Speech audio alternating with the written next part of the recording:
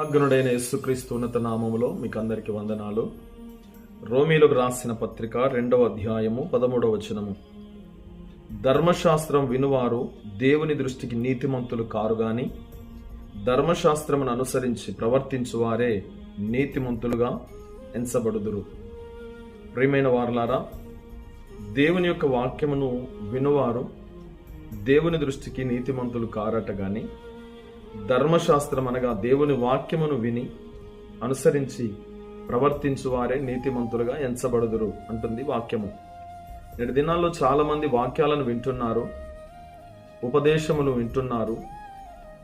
చాలా మంది సేవకుల ఉపదేశాన్ని విని వీళ్ళ వాక్యం బాగుంటుంది అని పలానా సేవకుని వాక్యాన్ని పెట్టండి విందాం అని అంటూ ఆ వాక్యాలను వింటున్నారు, దేవుని ఉపదేశాన్ని ఆలకిస్తున్నారు. కానీ చాలా మంది జీవితాలలో వాక్యానుసారమైన ప్రవర్తన లేక, వాక్యమునకు లోబడక, వాక్యమును అనుసరించి నడుచుకున్నట్లుగా తమ్మును తాము దేవుని వాక్యానికి లోపరుచుకొనక విననొల్లని మెడవంచని స్వభావము కలిగిన వారై చాలా మంది జీవిస్తున్నారు.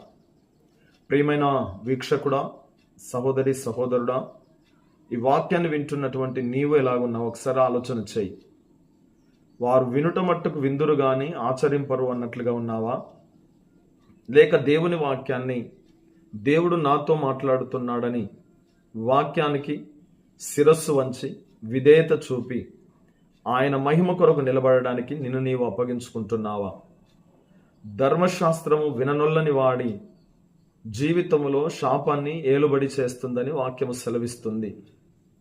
ప్రియమైన సోదరి సోదరుడా, దేవుని వాక్యాన్ని విరువారు మాత్రమై ఉండక దాన్ని అనుసరించి నడుచుకుని వారై ఉండాలని ప్రభు ఆశిస్తూ ఉన్నాడు.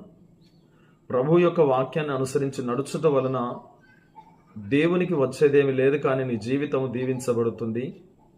నీవు బహుక్షేమము కలిగి దేవుని మహిమ కొరకు నిలబడతావు. నువ్వేది చేసినా సఫలం అవుతుందని వాక్యం సెలవిస్తుంది. గనక దేవుని వాక్యాన్ని అనుసరించి చదివి ధ్యానించి దాని ప్రకారంగా నడుచుకున్నట వలన నీ క్షేమము.